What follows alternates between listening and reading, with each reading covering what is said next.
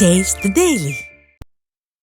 தேனி மாவட்டம் பெரியகுளத்தில் 5 லட்சம் ரூபாய் கடன் பெற்றுத் தருவதாக கூறி 23 லட்சம் ரூபாய் மோசடி செய்த நபர் மீது பாதிக்கப்பட்டவர் புகார் தெரிவித்துள்ளார். மல்லையன் என்பவர் 5 லட்சம் ரூபாய் கடனுக்காக மன்சூர் அலிகான் என்பவரை அணுகி ஆதார் கார்டு உள்ளிட்ட ஆவணங்களை அளித்துள்ளார். இதையடுத்து தனது வங்கிக் கணக்கில் 23 லட்சம் மைனஸில் இருந்தது குறித்து மன்சூர் அலிகான் மீது தேனி எஸ்பி அலுவலகத்தில் மல்லையன் புகார் தெரிவித்தார். 2 நாளைக்கு முன்னாடி மெடிக்கல் ஷாப்புக்காண்டி போய் மெடிக்கல் வாங்கிட்டு திங்ஸ் எல்லாம் வாங்கிட்டு ஜிபேல பே பண்ணுறப்போ உங்கள் அக்கௌண்ட்டில் மைனஸில் இருக்குன்னு சொல்லி காட்டினோடனே பேங்க்கில் போய் நேற்று போய் பேங்க்கில் போய் கேட்டதுக்கு உங்கள் அக்கௌண்ட்டில் 23,60,000 உங்களுக்கு மைனஸில் இருக்குது. அது எதுக்காண்டி கேட்டப்போ ஜிஎஸ்டி ஃபைல் பண்ணியிருக்காங்கன்னு சொல்கிறாங்க. அப்போ நேற்று ஜிஎஸ்டி ஆஃபீஸில் போய் கேட்டதுக்கு ஜிஎஸ்டி ஆஃபீஸில் உங்களுக்கு பணப்பரிவர்த்தனை ஏதோ பண்ணியிருக்காங்க, அதனால ஐடியை மட்டும் உங்கள் இதில் ஃபைல் பண்ணியிருக்காங்க, இதுக்கான நீங்கள் எஸ்பி ஆஃபீஸில் புகார் கொடுங்கன்னு சொல்லியிருக்காங்க போல.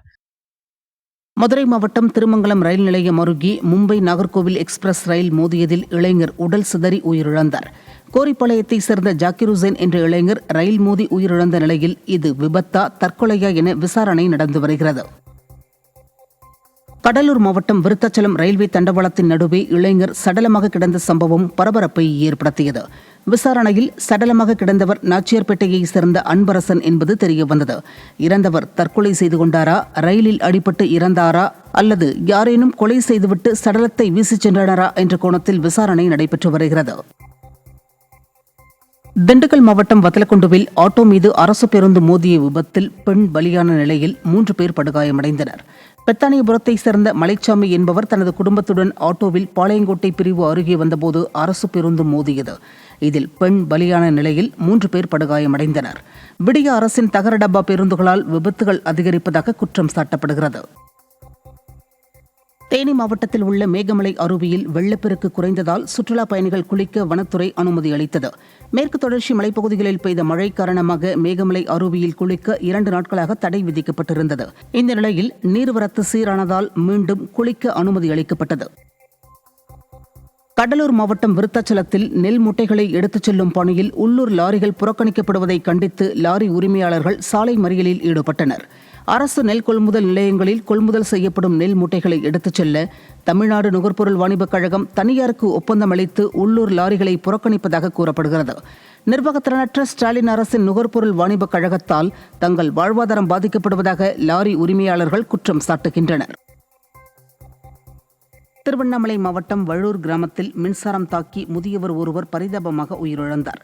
ஆறுமுகம் என்ற முதியவர் ஆடு மேய்த்தபோது அவரது ஆடு ஒன்று அருந்து கிடந்த மின்கம்பியை மிதித்து அலறியதை பார்த்து அதனை காப்பாற்ற முயன்றபோது மின்சாரம் தாக்கி உயிரிழந்தார்.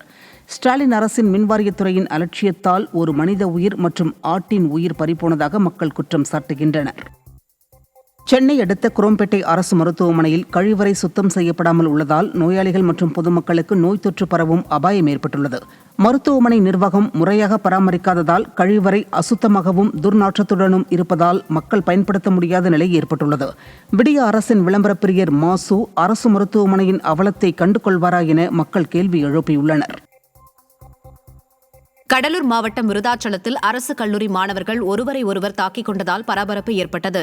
கடந்த வாரம் மாணவர்களுக்கிடையே பிரச்சினை ஏற்பட்ட நிலையில் மீண்டும் இருதரப்பாக பிரிந்து ஒருவரை ஒருவர் தாக்கிக் கொண்டுள்ளனர். தமிழகத்தில் பள்ளி கல்லூரி மாணவர்களிடையே அதிகரித்து வரும் மோதல் போக்கு குறித்து திறனற்ற திமுக அரசு நடவடிக்கை எடுக்காமல் வேடிக்கை பார்ப்பதாக குற்றம் சாட்டப்படுகிறது. சேலம் மாவட்டம் அரசிராமணி பேரூராட்சிக்கு உட்பட்ட குறுக்கு பாறையூர் பகுதியில் குப்பை கழிவுகள் கொட்டப்படுவதை கண்டித்தும் திடக்கழிவு மேலாண்மை திட்டத்தை வேறு இடத்திற்கு மாற்றக் கோரியும் அப்பகுதி விவசாயிகள் 54வது நாளாக ஆர்ப்பாட்டத்தில் ஈடுபட்டனர். நீதிமன்றத்தில் வழக்கு தொடரப்பட்டதை அடுத்து கடந்த 1 மாத காலமாக நிறுத்தி வைக்கப்பட்டிருந்த பணிகள் மீண்டும் நடைபெறுவதால் பேரூராட்சி நிர்வாகம் மற்றும் ஸ்டாலின் மாடல் அரசை கண்டித்து விவசாயிகள் ஆர்ப்பாட்டத்தில் ஈடுபட்டனர். திருவள்ளூர் மாவட்டம் தண்ணீர்குளம் பகுதியில் சுரங்கப்பாதை அமைத்து தரக்கோரி ஆர்ப்பாட்டத்தில் ஈடுபட முயன்றவர்களை போலீசார் கைது செய்து அராஜகத்தில் ஈடுபட்டனர். காக்கலூரிலிருந்து தண்ணீர்குளம் வழியாக 30க்கும் மேற்பட்ட கிராமங்களைச் சேர்ந்தவர்கள் பயணித்து வருகின்றனர். இந்த நிலையில் 6 வழி சாலைக்காக பாதையை அடைத்ததற்கு எதிராக போராட முயன்றவர்களை போலீசார் வலுக்கட்டாயமாக கைது செய்த நிலையில் உரிய நடவடிக்கை எடுக்காவிட்டால் கிராம மக்களை திரட்டி விடியா ஸ்டாலின் அரசுக்கு எதிராக போராடுவோம் என கிராம மக்கள் எச்சரித்துள்ளனர். எந்த ஒரு முன் அறிவிப்பு இல்லாத திடீர்னு இப்போ சாலையை மூடிட்டு அத்துமீறி பண்ணுறாங்க. இது எந்த விதத்துலேயும் நியாயமே கிடையாது. நாங்கள் இந்த தண்ணீர்குளம் கிராம பொதுமக்கள் சார்பாக வன்மையாக கண்டிக்கிறோம். இந்த ரோடு எங்களுக்கு ஒரு முக்கியமாக தேவையான ரோடு. எங்களுக்கு மட்டும் இல்லை, எங்கள் ஊருக்கு கிராஸ் பண்ணி போகிறதால 35 பஞ்சாயத்துக்கு மிகவும் அவசியமான சாலை. ஈரோட்டில் நடைபெற்ற உங்களுடன் முதல்வர் நிகழ்ச்சியின் போது திடீரென தீ விபத்து ஏற்பட்டதால் பொதுமக்கள் பதறியடித்துக் கொண்டு ஓட்டம் பிடித்தனர்.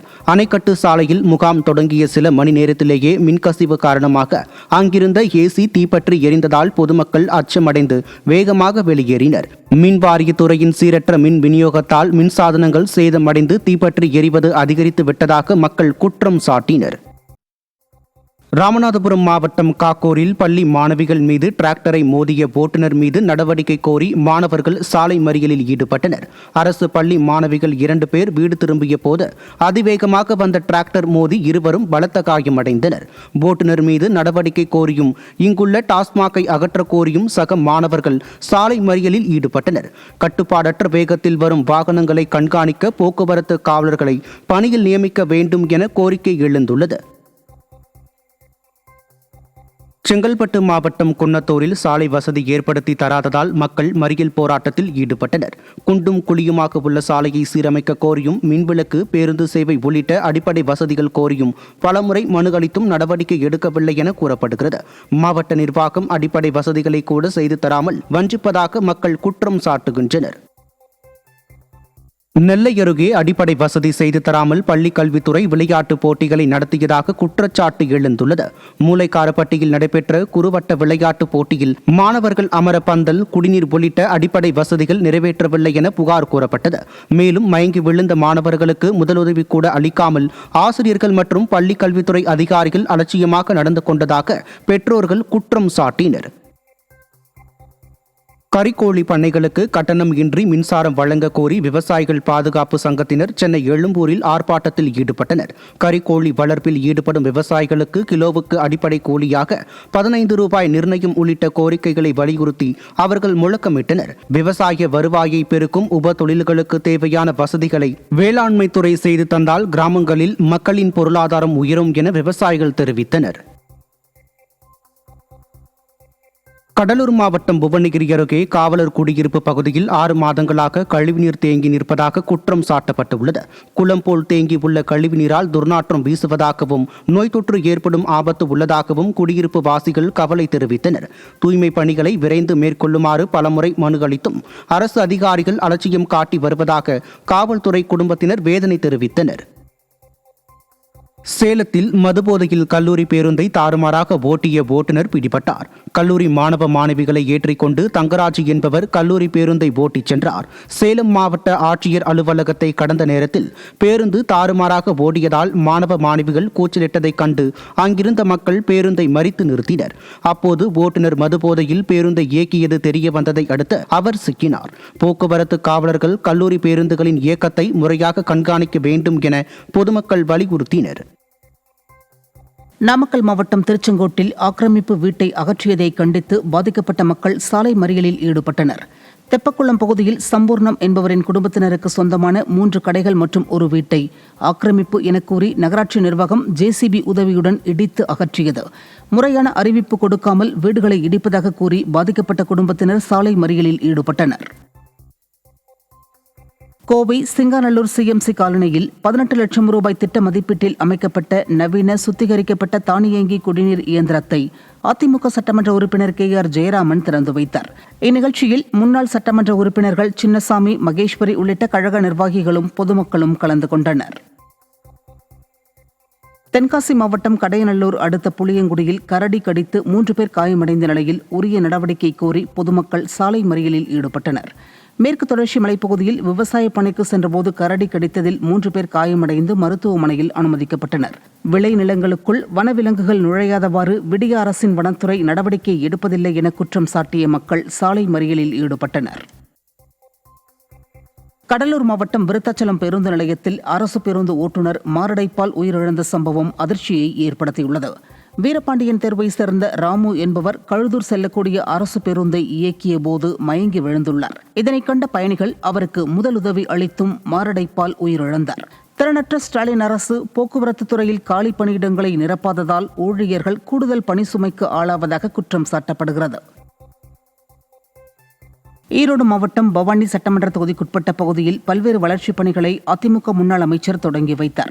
40 லட்சம் ரூபாய் மதிப்பில் குடிநீர் வடிகால் வசதி, கான்கிரீட் சாலை உள்ளிட்ட வளர்ச்சிப் பணிகளை முன்னாள் அமைச்சரும் பவானி அதிமுக சட்டமன்ற உறுப்பினருமான KC கருப்பண்ணன் பூமி பூஜை செய்து துவக்கி வைத்தார். இந்நிகழ்ச்சியில் முன்னாள் மாவட்ட ஊராட்சிக்குழு உறுப்பினர் விஸ்வநாதன் உள்ளிட்ட கழக நிர்வாகிகள் கலந்து கொண்டனர். கிருஷ்ணகிரி மாவட்டம் வடமலம்பட்டியில் உள்ள தனியார் மருத்துவமனையிலிருந்து வெளியேற்றப்படும் கழிவுகளால் சுகாதார சீர்கேடு ஏற்படுவதாக மக்கள் குற்றம் சாட்டினர். பெண்ணை மருத்துவமனையில் பயன்படுத்தப்படும் ஊசிகள், மருந்து பாட்டில்கள் உள்ளிட்ட கழிவுகள் அதே பகுதியில் உள்ள குப்பை தொட்டியில் அதிக அளவில் வீசப்படுகின்றன.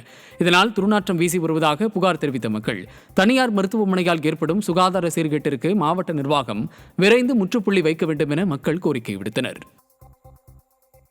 நாமக்கல் மாவட்டம் ராசிபுரத்தில் தனியார் நிறுவனத்தில் பேட்டரி பொருத்தும் போது இளைஞர் மின்சாரம் தாக்கி உயிரிழந்தார். ராசிபுரம் சேலம் சாலையில் அஸ்பக் என்பவர் பேட்டரி விற்பனை மற்றும் பழுது பார்க்கும் கடை நடத்தி வருகிறார். இந்த நிலையில் பாரதி தியேட்டர் எதிரே உள்ள தனியார் நிறுவனத்தில் பேட்டரியை பொருத்திய போது திடீரென மின்சாரம் தாக்கி தூக்கி வீசியதில் அஸ்பக் சம்பவ இடத்திலேயே உயிரிழந்தது அப்பகுதி மக்களிடம் சோகத்தை ஏற்படுத்தியது. திருவள்ளூர் மாவட்டம் சிறுவாபுரியில் மாற்று இடம் வழங்காமல் அறநிலையத்துறை இடத்தில் கட்டப்பட்டிருந்த வீடுகளை இடித்து அகற்றியதால் தங்க இடம் இல்லாமல் இருப்பதாக பாதிக்கப்பட்ட மக்கள் வேதனை தெரிவித்துள்ளனர். பாலசுப்பிரமணிய சுவாமி கோவிலுக்கு சொந்தமான இடத்தில் 5 குடும்பத்தினர் வீடு கட்டி பல ஆண்டுகளாக வசித்து வந்தனர். கடன் பெற்று வீடு கட்டிய நிலையில் மாற்று இடம் மற்றும் போதிய கால அவகாசம் வழங்காமல் அறநிலையத்துறையினர் வீடுகளை இடித்து அகற்றியதாக பாதிக்கப்பட்டவர்கள் கண்ணீர் மல்க தெரிவித்துள்ளனர். திருச்சி அருகே மாணவர்களை தேவையின்றி வதைப்பதாக தனியார் பள்ளி மீது பெற்றோர் புகார் கூறினர். திருப்பைஞ்சீலியில் செயல்படும் தனியார் உயர்நிலைப் பள்ளி மாணவர்களை அழைத்து வர வேன் உரிமையாளர்களுடன் போட்டிருந்த ஒப்பந்தத்தை திடீரென ரத்து செய்த நிர்வாகம் பின்னர் வேன் கட்டணத்தை அதிகமாக உயர்த்தியது. அதனை புறக்கணித்து பழைய வாகனங்களில் வந்த மாணவர்களை பள்ளிக்குள் அனுமதிக்காமல் தனியார் பள்ளி நிர்வாகம் அராஜகத்தில் ஈடுபடுவதாக கூறி அப்பள்ளியை பெற்றோர்கள் முற்றுகையிட்டு போராட்டம் நடத்தினர். அதில் இவங்களாவே ஒரு டிசிஷன் எடுத்துக்கிட்டு எங்களுக்கு இன்ஃபர்மேஷன் தான் கொடுத்தாங்க. எங்க கிட்ட எதுவுமே கேட்க கிடையாது. இவங்களாம் 1100 ரூபா இருந்த வேன் ஃபீஸை திடீர்னு 1980 ரூபாய் ஆக்கிட்டாங்க. இப்போ என் குழந்தைக்கு 2 குழந்தைங்க 2000 ரூபாய் நான் ஒரு டேமோட ஃபீஸே கட்டிடலாம். அந்த இதில் ரெண்டாவது இந்த வேனை இன்ட்ரோடியூஸ் பண்ணி ஸ்கூல் தான். ஸ்கூலில் முதல்ல எங்களை கூப்பிடும் போது என்ன சொன்னாங்கன்னாக்க, சார் உங்களுக்கு வேன் ஸ்கூல் பஸ் வைப்போம், ஸ்கூல் வேன் வரும், எல்லா ஃபெசிலிட்டியும் பண்ணி தரோன்னு சொன்னாங்க. ஆனால் இதே 5 வருஷம் கழிச்சு பார்க்க போகும்போது இப்போ அந்த எதுவுமே இல்லை. கோவை மாவட்டம் பொள்ளாச்சியில் சிதிலமடைந்த சாலையை விரைந்து சீரமைக்காமல் காலம் தாழ்த்திய அதிகாரிகள் ஸ்டாலின் வருகையையொட்டி முழு வீச்சில் சீரமைத்து வருவதாக குற்றம் சாட்டினர். குன்றும் குழியுமாக மாறிய சாலையில் விபத்துகள் அடிக்கடி நிகழ்ந்தபோது நகராட்சி அதிகாரிகள் அலட்சியம் காட்டியதாக குற்றம் சாட்டிய மக்கள் முதல்வர் வருகையின் போதுதான் சாலையை சீரமைப்போம் என பிடிவாதம் காட்டினால் ஆட்சியை தேர்ந்தெடுக்கும் தங்களின் உயிர் மீது அரசாங்கத்திற்கு அக்கறை இல்லையா என ஆவேசமாக கேள்வி எழுப்பினர். கடலூர் மாவட்டம் கட்டியநல்லூரில் ஆவணங்கள் இருந்தும் குடும்ப நிலத்தை கிரயம் செய்ய விடாமல் தடுக்கும் பெண்ணிற்கு ஆதரவாக சார் பதிவாளர் செயல்படுவதாக புகார் எழுந்துள்ளது. பாண்டியன் என்பவர் குடும்ப நிலத்தை தனியார் நிறுவனத்திற்கு விற்பதற்காக மங்கலம்பேட்டை சார் பதிவாளர் அலுவலகத்திற்கு சென்றுள்ளார். அப்போது அஞ்சலை என்பவர் எந்த ஆவணமும் காட்டாமல் நிலத்தில் தனக்கும் பங்கு உள்ளதாக கூறி கிரயத்தை தடுத்ததாகவும் அவருக்கு சார் பதிவாளர் உறுதுணையாக இருப்பதாகவும் பாண்டியன் குற்றம் சாட்டியுள்ளார். 6 மாசமா நாங்களும் வந்து போறது எந்த நிலத்தை விற்கிறதுக்காக தடை மனு கொடுத்துக்கிட்டு இருக்காங்க. அது எங்க வீட்டு சொத்து, அவங்க வீட்டு சொத்து இல்லைங்க, எங்க வீட்டு சொத்து தான். நாங்க அவங்களுக்கு பாத்தியமே கிடையாது. ஆமா, அவங்க யாருன்னே தெரியாது எங்களுக்கு. செங்கல்பட்டு மாவட்டம் மதுராந்தகம் அருகே தனிநபர் ஆக்கிரமிப்பிலிருந்து ஓடையை மீட்குமாறு புகார் அளித்தும் நடவடிக்கை எடுக்கப்படவில்லை என மக்கள் குற்றம் சாட்டினர். திண்ணலூரில் உள்ள 150 ஏக்கர் அளவிலான விவசாய நிலங்களுக்கு பயனளிக்கும் கலங்கள் ஓடையினை தனிநபர் ஆக்கிரமித்துள்ளதாக அவர்கள் புகார் தெரிவித்தனர். இதுகுறித்து பலமுறை புகார் அளித்தும் கூட மாவட்ட நிர்வாகம் நடவடிக்கை எடுக்காமல் அலட்சியம் காட்டி வருவதாக மக்கள் குற்றம் சாட்டினர். அலுவலகத்துக்கு போய் மனு கொடுத்தோம், கலெக்டர் ஆபீஸுக்கு மனு கொடுத்தோம். மனு கொடுத்து சம்பந்தப்பட்ட அதிகாரி எல்லாரையும் பார்த்து மனு கொடுத்து ஒரு 25 நாள் மேலே ஆயிடுச்சு. அப்புறம் உங்களுடன் முதல்வர்ன்ற முகாம் திருநெல்வேலியில் வச்சாங்க. திருநெல்வேலியில் வச்ச பிறகும் அந்த முகாம்லையும் இந்த பிரச்சனையை நாங்கள் மனு ஊர் மக்கள் மொத்தமாக சேர்ந்து மனு கொடுத்தோம். இதுக்கு எந்த ஒரு நடவடிக்கையும் இல்லை, இது வரைக்கும் இல்லை. மகசூல் எல்லாம் விளைஞ்சு போனதெல்லாம் விளைஞ்சு கீழே கொட்டி வீணா போயிடுச்சுங்க.